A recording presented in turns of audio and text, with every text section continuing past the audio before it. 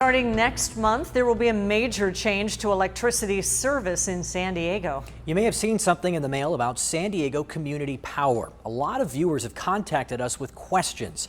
Tonight, we're going in depth on what's changing and why, and how it'll affect your bill.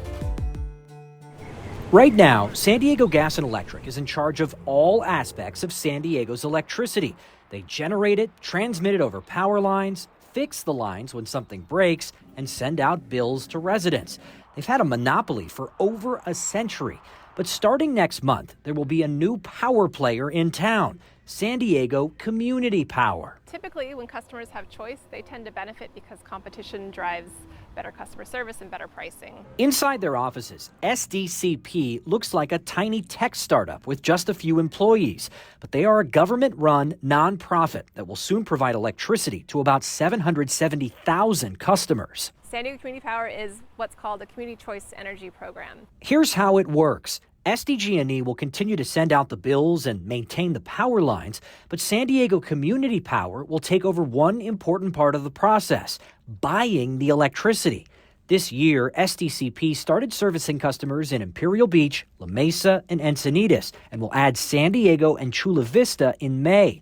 Customers in those cities will be automatically enrolled in SDCP's standard plan, which is made up of 50% renewable energy from solar, wind, and hydroelectric dams. Residents can choose to pay slightly more for a 100% renewable energy plan, or they can opt out altogether and go back to getting everything from SDG&E.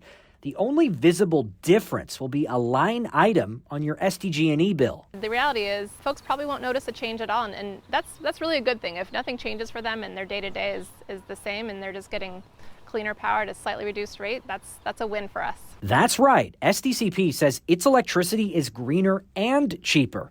Currently, their standard plan costs 2% less than SDG&E, and it's 50% renewables compared to 31% renewables from the utility. So how can they do that?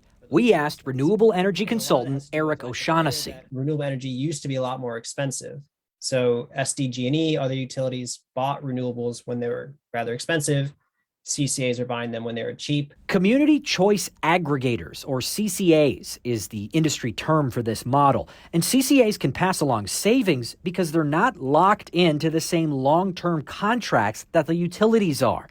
Massachusetts formed the first CCA in 1997, and they're now in 7 states, with 3 more states coming soon. It has mostly worked. For the most part, CCAs do get lower costs through negotiating with suppliers. Not always. A good example is Illinois. From 2015 to 2020, Illinois customers in these community choice programs paid higher rates than they would have otherwise, overpaying by more than $1 billion. But O'Shaughnessy says California's CCAs have not been plagued by those problems, which is why California now has the largest program in the country. It's proven to be a good model in California. Across the state, nearly 40% of California's electricity will be delivered by CCAs this year. And the primary goal is to accelerate the green energy transition. In San Francisco, the model allowed the city to cut greenhouse gas emissions to well below what they were in 1990.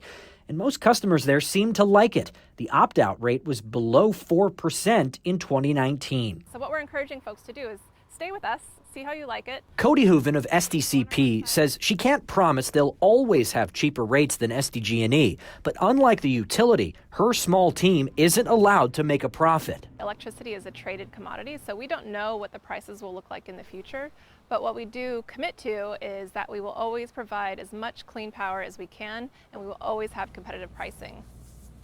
Okay, so you're allowed to switch between SDCP's renewable plans or opt out entirely whenever you like. Although our expert told us there's really not a compelling reason to do that at this point if they are both cheaper and greener.